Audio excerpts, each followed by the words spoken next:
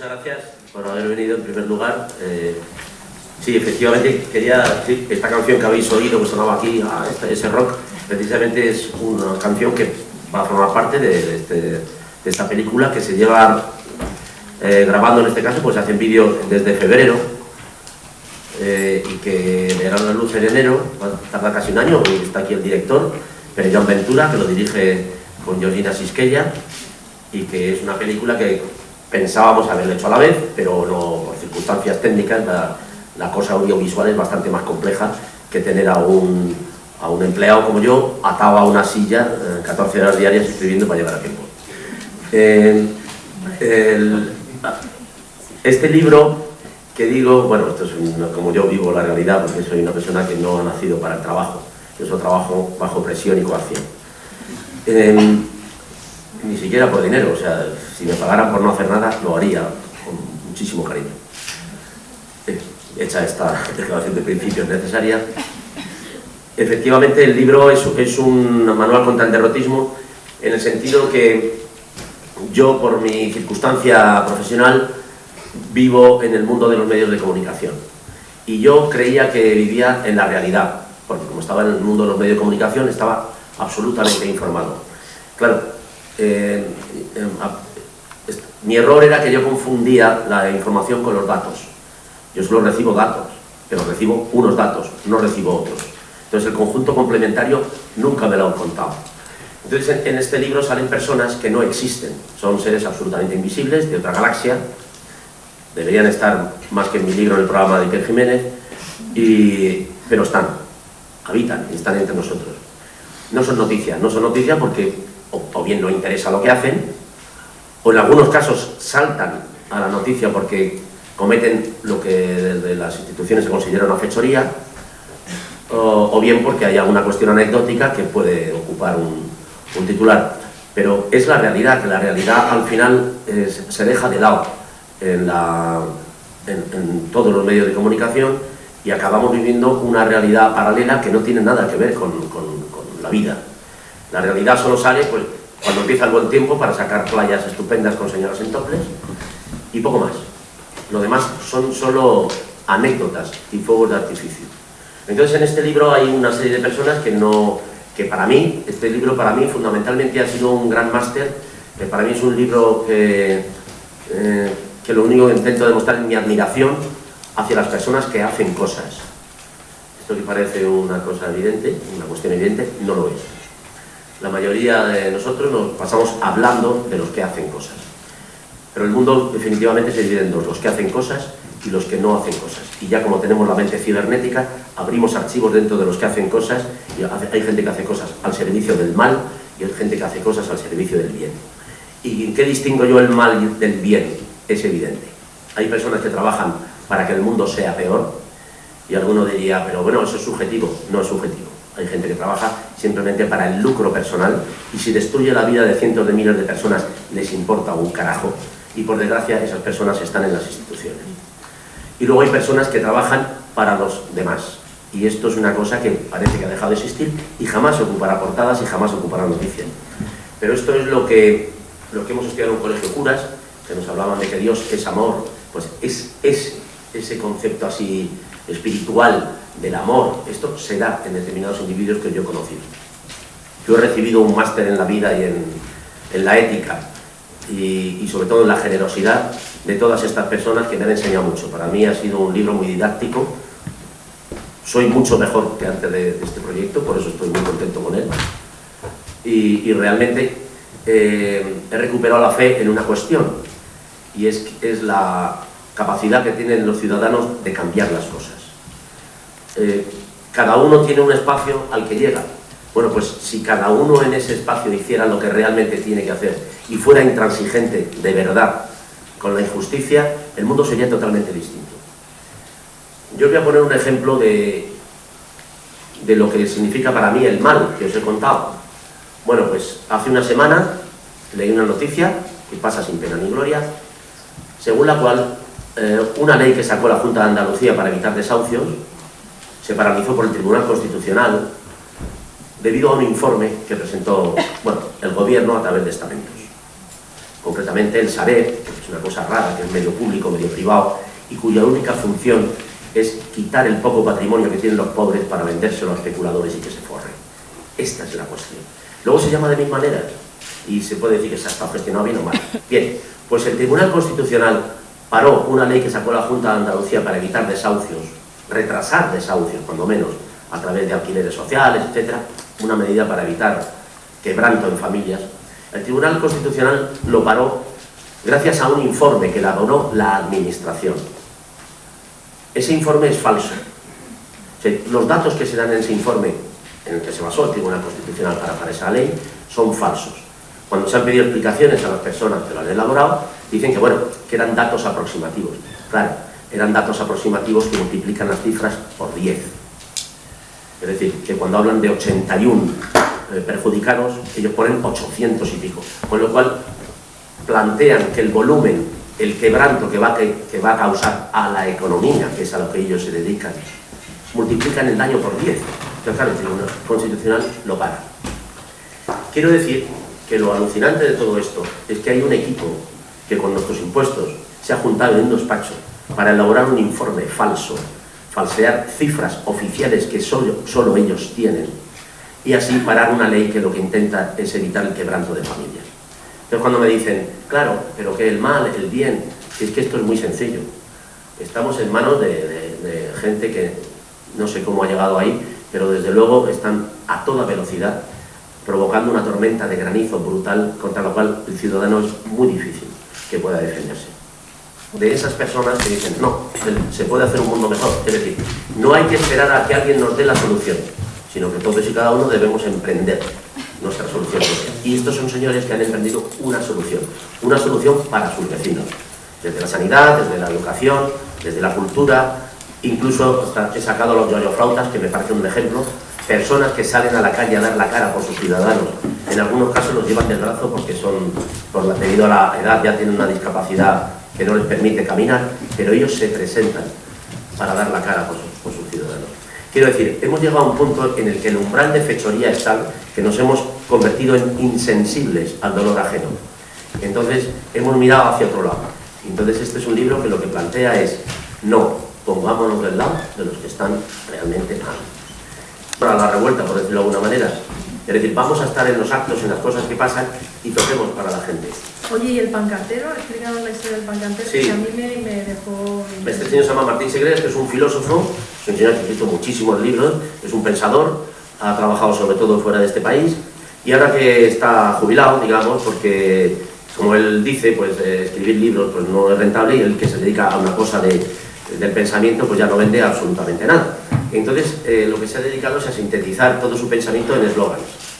Y se ha convertido en él ha convertido su casa, él tiene una casa grande, y entonces la ha convertido en un taller de pancartas, pero que las hace él hace todo. Él busca los eslóganes, está en contacto con otra gente a través de internet, gracias a las nuevas tecnologías que nos permite estar en contacto con sitios de todo el planeta. Él ve qué hace la gente fuera de este país, lo sintetiza en eslogans y luego se baja, compra, ya tiene más o menos organizado un sistema para hacer las pancartas, y cuando llegan las concentraciones se presenta allí con un carrito como esto de los supermercados lleno de pancartas y las va repartiendo allí como un enajenado. ¿Él solo? Él solo. Él lo hace solo, ahora tiene, porque sus amigos pues le ayudan un poco, pero luego se cansan. Pero él ha decidido llevar esta obra hasta el final. Este es un pancartero, es una persona muy especial y que evidentemente todo esto se produce por su sensibilización frente a los problemas que están pasando. Yo quería hacerte dos preguntas. La primera es, ¿cómo has llegado a estos personajes? ¿De qué manera? Si es que alguien te los ha contado, si es que te han llegado a través de informaciones. Y luego la segunda, que de todos los personajes y sus acciones, ¿cuál ha sido la que más te ha impactado a nivel anímico? Bueno, la primera es, esto, como hemos dicho, forma parte de un proyecto que es más amplio, que es esto y una película. La película en la cual yo actúo de productor, y entonces dentro de la película estos personajes están. Y entonces decidimos, para hacer este libro, hacer charlas con ellos, que las tendremos en vídeo y pasarán, luego haremos ediciones breves para colgarlas en internet y que la gente pueda poner cara a los personajes y verles en su medio. ellos están en la película y así los contactamos, y esto fue, había mucha más gente, tenemos muchas más charlas, pero al final, por una cuestión de espacio, pues claro, era imposible, tampoco íbamos a hacer 5 tomos de esto, ¿no? Porque, de momento, pero esto es una visión de eso. Con respecto a lo segundo, la verdad es que como son historias tan distintas, es difícil entender, porque en unos casos es lo singular, ¿no? Por ejemplo, Martín Sagrera a mí me sorprende pues esa actitud, de repente un señor que dice, bueno, pues yo hago pancartas, cada uno que haga. Esto, por un lado, es... pero luego hay otras cosas, como por ejemplo, pues un profesor jubilado que se dedica su tiempo a informarse bien en qué consiste la reforma educativa, y entonces está a disposición de los colegios e institutos y se presenta allí con su PowerPoint y su ordenador a dar charlas, de forma completamente altruista, a contarles a los profesores en qué consiste, cuál es el mal en el que pueden incidir con... O sea que esta reforma educativa, desde su punto de vista, incluye una perversión, y es que tiende está hecha para favorecer a los listos y marginar a los que están un poquito rezagados. Entonces, claro, él ha trabajado mucho en la educación, bueno, que no quiero contar el caso, pero bueno, en este caso es un caso muy concreto. Ada Colau, por ejemplo, me sorprendió muchísimo, porque es una mujer que enseguida te das cuenta que tiene una verdad, su verdad. Entonces es una persona que tú te pones a hablar con ella y puedes estar hablando, y todo lo que te cuenta es de una coherencia asombrosa, porque parte de una premisa que es real, que es que en el fondo quiere a sus conciudadanos. Esto es una cosa que te das cuenta enseguida. El cómo surgió esto de la paz, pues es muy bonito verlo, ¿no? Ellos ponen carteles para intentar asesorar jurídicamente, 2 personas ponen carteles por la calle, si tienes problemas hace muchos años, y entonces se les empiezan a presentar casos muy graves y muy dramáticos desde el punto de vista ya psicopatológico, ¿no? Gente que se quiere matar o quiere matar, porque está en una situación realmente terrible. Claro, se ven completamente desbordados. Y entonces empiezan a hacer esta acción. Dicen, bueno, lo único que podemos hacer por este hombre es evitar que le echen de su casa. Y se plantan delante de una puerta. A mí esta valentía, esta osadía y este robar tiempo a su propia familia, a su vida, a sus intereses personales, para ponerse al frente de una causa que ni le va ni le viene al final, que es un señor al que van a echar de su casa, me parece una demostración de que el mundo sería distinto si fuésemos un poquito parecidos a eso. Esto me impactó mucho, ¿no? Cuando me contó cómo se origina y a dónde ha llegado, ¿no? Este es el primer libro que hicimos, que se llamaba No estamos locos, pretendía ser un manual de autoayuda. Es decir, todos aquellos que piensan, pero vivo en un mundo aberrante y perverso, o estoy enfermo y soy un paranoico. Pues el libro venía a decirles, no, es un mundo aberrante y perverso. Lo que pasa es que vamos subiendo el listón de tolerancia para sobrevivir, porque si no esto se nos haría insoportable. En este caso concreto, lo que este libro pretende es contar ejemplos de personas que salen de la indignación, del comentar esto que podemos comentar en cualquier bar de forma brillante, porque es evidente el latrocinio al que nos están sometiendo, y entonces dar un paso más. Es decir, en vez de la indignación, vamos a hacer algo que sea bueno para nosotros y para los que nos rodean. En este sentido, este libro, claro, ¿qué puede hacer? Pues puede enseñar un camino. Puede enseñar un camino de que a lo mejor no hay que esperar que las instituciones te den las soluciones, sino buscar soluciones y plantear intransigencia.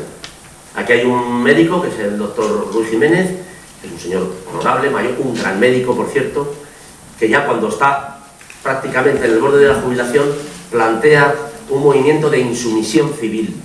Entonces, claro, esto que parece que normalmente está en manos de lo que llaman normalmente, ¿no?, antisistemas, radicales, proetarras, etcétera, etcétera, y perroflautas, a los que se apalea por serlo, que primero se le pone la etiqueta y luego ya con eso está el salvoconducto legal para poder apalearle, que ese es más o menos el orden. Pues este señor es exactamente todo eso, solo que es un señor honorable. Es un señor con un aspecto magnífico y lo único que ha hecho es dedicar su vida a la sanidad pública, y que está muy orgulloso del nivel que alcanzó la sanidad pública universal. Y entonces, frente a todos estos recortes que estamos sufriendo, que así los llamamos recortes, pero que no son más que extracciones de nuestro patrimonio para ponerlo en manos de sociedades a las que pertenecen los que lo extraen, que lo llaman puerta giratoria, este señor se planta ante eso y lo que dice es no, los médicos vamos a plantear la insumisión. Y cuando nos han dicho, por ejemplo, que no atendamos a determinados colectivos o a determinadas personas porque no tienen el número de papeles o de datos suficiente, el médico tiene que decir no. Porque por encima de cualquier ley que se establezca hoy, o por encima de lo que diga el Constitucional o Dios, está el punto ético y el juramento hipocrático y la capacidad y la voluntad de cada médico de atender al enfermo. Y eso está por encima de cualquier consideración. Él plantea una cosa tan simple como si hay una persona que se está desangrando y yo paso a su lado. Yo no puedo plantearme qué carnet tiene, de qué país viene. Un médico tiene que hincar la rodilla e intentar ayudarle para que no se muera. Nada más. Entonces este señor monta un movimiento de insumisión, que se llama Yo Sí Sanidad Universal, que es atender a todos los enfermos, estén donde estén, vengan de donde vengan, y así se evitarán muertes innecesarias como han ocurrido en este país. Hemos visto ahora, ayer tuve yo en el programa a un señor que preside la Asociación de Afectados por la Hepatitis C, que son personas que van a morir y hay un tratamiento que les evita la muerte. Esto es la primera vez en la historia que está ocurriendo. Somos testigos de hechos terribles, como el replicante de Blade Runner, que están ocurriendo ahora. Y esto es nuevo. Es decir, todos los avances que ha hecho la humanidad en la ciencia y en la medicina, al día siguiente eran patrimonio de la humanidad. Habló de la vacuna de la polio. Al día siguiente de descubrirse se distribuyó para que la gente pudiera caminar. Gracias a eso se ha erradicado la viruela en todo el planeta. Entonces ahora hay una cosa que le llaman cooperación público-privada. Entra la empresa privada, se queda con los avances, los patenta, y ese tratamiento que podía costar 2 duros vale 60.000 euros. Pero esta es la realidad. O sea, esto de la hepatitis C que he contado es lo mismo que vuestro caso. Como yo no trabajo ahí, a mí todo este asunto me trae totalmente sin cuidado. Porque hemos visto el caso de Canal No, que cuando se ha cerrado muchas veces, en muchos medios también se les ha echado en cara que han denunciado la manipulación cuando han perdido el trabajo. Nunca antes. Incluso han sido testigos de cómo despedían a compañeros por no estar de acuerdo con lo que estaban haciendo la administración. Bien, pero el caso de Telemadrid no ha sido así. El caso de Telemadrid, desde el principio, ha habido un movimiento que se llama Salvemos Telemadrid y ha habido un comité de empresa que ha estado denunciando a la ciudadanía que el dinero de los ciudadanos se estaba utilizando para una propaganda política en exclusiva y, en segundo lugar, para colocar a personajes que habían perdido, porque de repente se pierden unas elecciones aquí y metemos a 20 compañeros que no tienen dónde ir aquí, a cobrar un pastón. Y han creado un déficit absurdo porque han estado pagando sueldos a sus amigos sin hacer absolutamente nada. Y ha habido duplicidad de cargos. Y resulta que cuando han despedido a la plantilla se han quedado todos esos cargos y siguen cobrando. Esto es una auténtica vergüenza y parece que a la población le importa un carajo. Pero es que luego de ahí sale el que la información que recibimos es absolutamente sesgada. Y entonces, pero no tanto por lo que dicen, sino por lo que ocultan. ¿Sí? Información que no se da. Entonces vivimos en un mundo que es, yo aquí al principio ya lo decía, yo creía que vivía en el mundo de la realidad y simplemente vivo en el mundo de los medios de información. Yo todo lo que hablo es a través de los datos que me dan. Yo no sé qué pasa realmente en Venezuela. Yo digo lo que me cuentan que pasa allí. Entonces, claro, vivimos en realidades que están fabricadas. Y no queremos salir de ahí por alguna razón, porque probablemente no podamos. Pero esto es totalmente artificial. Entonces, el hecho de la independencia de poderes, y aquí deberíamos incluir la información, junto con la justicia, que ese es otro trabajo pendiente. Hoy Rajoy ha prometido la creación de más jueces para acelerar en los procedimientos judiciales de los casos de corrupción. Eso no sirve de nada si los jueces no son independientes. En este país no tenemos una justicia independiente. Absolutamente todos los altos cargos de la judicatura dependen de la administración. Los nombramientos los hace la administración. Si tú quieres ser alguien en el mundo judicial, desde luego tienes que ser afín. Y absolutamente ningún juez que no lo sea pasa el filtro. Entonces estos jueces acaban copando los altos cargos de la judicatura, tanto en el Supremo como en el Constitucional, que son de los que depende todo. Todos hemos visto como, por ejemplo, a Matas se le reduce una pena de 9 a 2 años. Bueno, esto es completamente ridículo. ¿Cuál es la condena verdadera? Porque es que a lo mejor eran solo 2 años. ¿Cómo un juez puede condenar a alguien a 9 años por una cosa que no merece ni 2?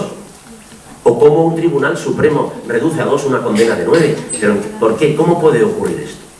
Entonces, claro, todos esos jueces, y esto va a empezar ahora desde abajo, la universidad pública va a desaparecer, lo ha dicho el rector de la Universidad Complutense, que si en unos años no se soluciona la situación actual, la Universidad Complutense va a dejar de existir.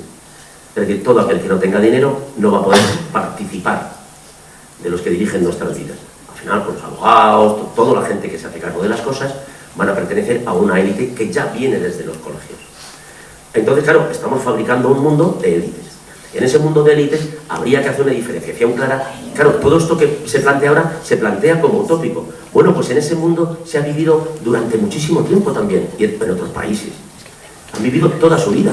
Es decir, esta división en Inglaterra existe. O sea, que al primer ministro lo sienta un periodista de la BBC y lo pone a caldo. Lo pone a caldo. Y ese señor no recibe absolutamente nada, porque sus compañeros tampoco lo consienten. Estaba yo hablando con un periodista inglés de este tema, me decía, es que el problema es doble. No solo de que lo que ocurre en este país es una vergüenza que yo no conozco, me dice, en otros países. Aquí tenemos mucha tendencia a hablar de repúblicas bananeras, así con cierta prepotencia. En las repúblicas bananeras estas cosas no pasan. Nos las venden para tranquilizarnos. Nos hablan de leyes mordazas. Es mentira. Están mejor que nosotros. Cuidado. Cuidado. Y entonces me decía, es doble. Por un lado, esto es totalmente inasumible. Como ocurrió, por ejemplo, en el 11M, donde el presidente de la Nación llama a los corresponsales para decir que todos deben decir esto. Joder, pero esto es una mierda. Pero dos, y es que la clase periodística, llámese como se quiera, la gente que se dedica a la información, no lo consentiría. Pero los más de extrema derecha de mi país no lo consentirían. Quiero decir, lo que ocurre aquí de ruedas de prensa sin preguntas, donde los trabajadores tienen que ir a escuchar eso y convertirse, en vez de vehículos de información, en vehículos de propaganda de un partido, esto es totalmente inasumible en ningún país. En Alemania, el político tiene la obligación de ir a la rueda de prensa y tiene la obligación de quedarse hasta que el último periodista le hace la última pregunta. Y si no, no va nadie. Y si no, además, se marcha. Y aquí tenemos un señor que ha escenificado el nuevo gorro de Guillermo Tell, en el que había que humillarse, que es un plasma en el que sale, y los profesionales, que es un acto de humillación total, tienen que inclinar sus cámaras ante el señor, que estaba en la habitación de al lado. Este es el nivel al que hemos llegado.